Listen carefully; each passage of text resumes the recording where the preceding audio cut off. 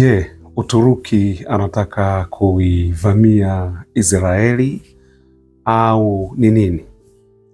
Na tayaongea baadaye, lakini nafikiri mnakumbuka namna ambavyo Uturuki amejiweka mwenyewe kama ni mtetezi wa Wapalestina wanaouawa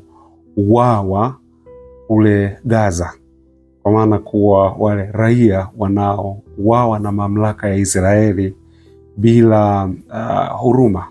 Nafikiri mnajua kinachoendelea kule. Kwa hiyo iko hivyo. Sasa turudi hapa. Waziri wa mambo ya ndani wa Uturuki alikuwa katika sherehe zao za vyama, akasema kuwa tunaamini kwa uweza wa Mwenyezi Mungu tutaikomboa Jerusalem kama jinsi ambavyo tumeikomboa Damascus, tumeikomboa Aleppo na mji gani tena mwingine. Kwa hiyo akasema tutaikomboa, maana kama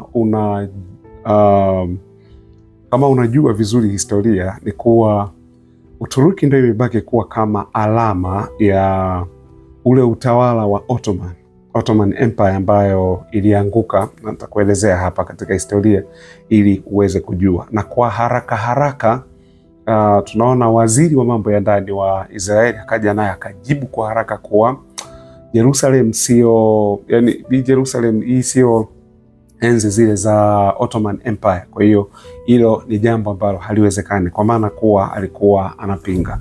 Sasa ninaomba kwanza turudi katika historia, alafu ndio tutaweza kuelewa ni nini hasa, maana usipoelewa muktadha wa kihistoria hautaweza kuelewa ni nini kinachomaanisha hapa.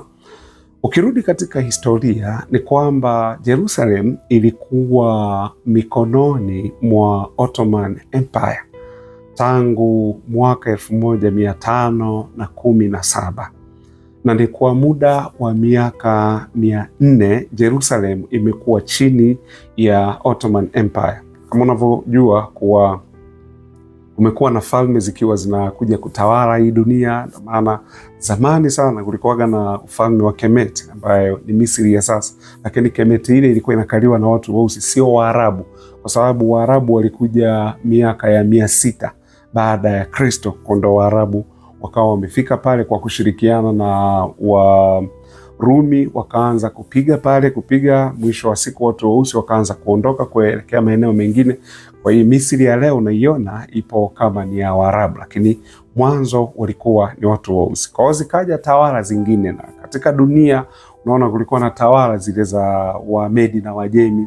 Ilikuwepo utawala wa Nebukadneza, ukaja wa Wamedi na Wajemi, ukaja utawala wa Wagiriki au wa Yunani, ukaja utawala wa Warumi. Utawala wa Warumi huku mbeleni zikaanza kuja tawala zingine, ambapo sasa mpaka tukaja kufikia kwenye utawala wa Ottoman Empire.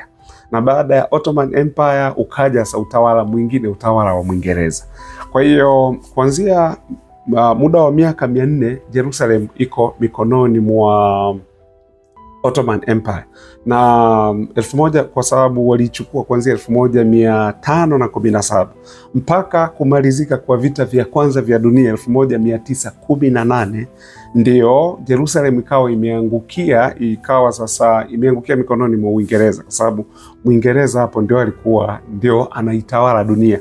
Nadhani unakumbuka. Kwa hiyo ilikuwa imeangukia mikononi mwa Mwingereza, na Mwingereza huyu sasa ilipoangukia mpaka 1948 walipokuja kuunda taifa la Israeli, ambapo taifa la Israeli ilipokuja kuundwa, Jerusalem magharibi ikawa inamilikiwa na Israeli na Jerusalem mashariki ikawa inamilikiwa na Jordan. Na hili likaja kubadilika wakati ambapo sasa vita vya siku 6 vile 6 days war. Mnakumbuka 6 days war ambayo ilifanyika, mataifa 5 ya Kiarabu yalijikusanya kwenda kupigana na Israeli, lakini wakashindwa. Kwa hiyo Israeli wakaichukua sasa hii Jerusalem mashariki ambayo ilikuwaga iko upande ule ambao ni upande wa Jordan. Na kama tunavyoelewa kuwa Jerusalem ni maeneo muhimu sana kwa watu wa dini zilizojulikana kama Abrahamic religion, Abrahamic religion kwa maana kuwa kuna dini ya Kiyahudi, kuna dini ya Kikristo na dini ya Kiislamu, kwa sababu hizi dini zote tatu, baba wa imani wa hizi dini ni Ibrahim au Abraham, kwa ndio maana zinajulikana kama Abrahamic religion. Na mamilioni ya watu waga wanatembelea pale Jerusalem. Naona katika historia, kwa sababu kila mmoja wote Mkristo anasema lile ni eneo ambalo ni eneo takatifu. Muislamu naye pale Jerusalem kuna msikiti ambako ndiko huko msikiti wa Al-Aqsa huko pale, ambao ndio msikiti mtakatifu, mahali pia pa kuhiji, kwa sababu Waislamu wana hija tatu, wana maeneo matatu ya hija, ambayo kuna Madina na Maka ambazo zote ziko Saudi Arabia, then pale Jerusalem. Na Wayahudi pia vile vile wao wanasema hapa sasa sisi ndio watoto wenyewe wa mzee Ibrahim. Kwa hiyo imekuwa hivyo, lakini sasa Uturuki sasa ndio wanakuja kusema kuwa wataichukua Jerusalem kwa sababu ya swala la kihistoria, sio tu kwa sababu ya mambo ya kivita. Na usisahau kuwa Uturuki ni mwanachama wa NATO na ndiye anayechangia kuwa na jeshi kubwa. Yeye ni wa pili kwenye zile nchi za NATO, sasa hivi ziko 32. Ndio yeye ni wa pili kwa kuwa na jeshi kubwa ndani ya NATO. Huyu ni nani? Ni Uturuki. Lakini Uturuki ndo alikuwa mtu wa kwanza kabisa kutambua uwepo ama uhalali wa taifa la Israeli lilipoanzishwa mwaka 1948 tarehe 14 Mei, na walikuwa mtu wa kwanza kabisa kulitambua taifa la Israeli kama ni taifa halali. Na wamekuwa na ushirikiano hivyo muda mrefu, lakini mahusiano yameanza kuyumba kati ya Israeli na Uturuki ni baada ya Israeli kuanza kushambulia pale Gaza na kuua raia wasiokuwa na hatia. Na bana, tukaona sasa rais wa Uturuki Recep Tayyip Erdogan akiwa anaongea kuwapongeza ICC kwa arrest warrant walizozitoa kwa ajili ya maafisa ama viongozi wa Israeli, kwa sababu yeye alipongeza akasema hii ni hatua muhimu sana kwa ustawi wa maeneo yale, kwa sababu hatuwezi tukakaa na watu ambao basi ndio hivyo, vurugu kila kunapoitwa leo, fujo kila kunapoitwa leo.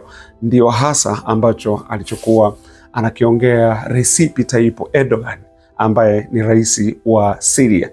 Na tukaona baada ya hapo baadhi ya biashara walizokuwa wanafanya kati ya Israeli na Uturuki zikawa kidogo haziendi sawa. Maona kwa nini? Kwa sababu Uturuki amejipa yeye kuwa ni mtetezi wa Waislamu, lakini ukumbuke akasema yeye ni mtetezi wa Waislamu, upande wa pili ameua sana Wakurdi, ambao Wakurdi hawa alikuwa anasema kuwa ni kama wanataka kuipindua serikali yake. Kwao akatoa msaada mkubwa sana pale Damascus kule Syria, na yeye amesaidia sana, amechangia sana kuanguka kwa Bashar al-Assad.